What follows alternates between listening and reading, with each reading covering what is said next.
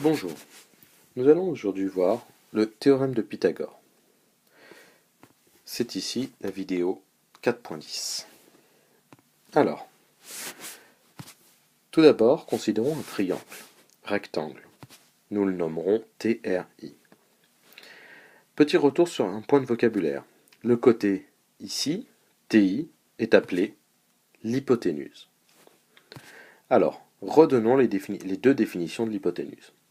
L'hypoténuse est soit définie comme le plus grand côté d'un triangle rectangle, soit comme le côté opposé à l'angle droit.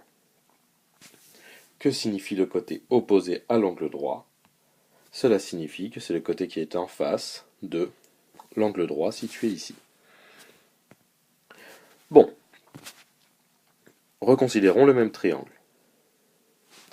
Nous avons découvert dans l'activité que l'hypoténuse, lorsqu'on la met au carré, si l'on considère un des autres côtés, donc nous dirons que TR est adjacent à l'angle droit, si on met la longueur de ce côté au carré, et pareil avec le dernier côté, alors l'activité nous a permis de voir que la somme des deux côtés rouge et bleu est égale à la longueur de l'hypoténuse au carré.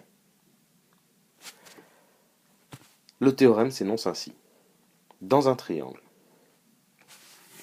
le carré de la longueur de l'hypoténuse est égal à la somme des carrés des longueurs des deux autres côtés. Alors, considérons toujours notre même triangle et donnons deux valeurs. Par exemple, 6 pour la longueur du côté TR et 8 pour la longueur du côté RI.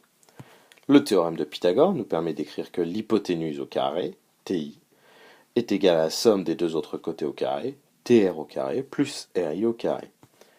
C'est-à-dire 6 au carré plus 8 au carré. 6 au carré, je vous rappelle que cela signifie 6 fois 6. Nous obtenons donc 36.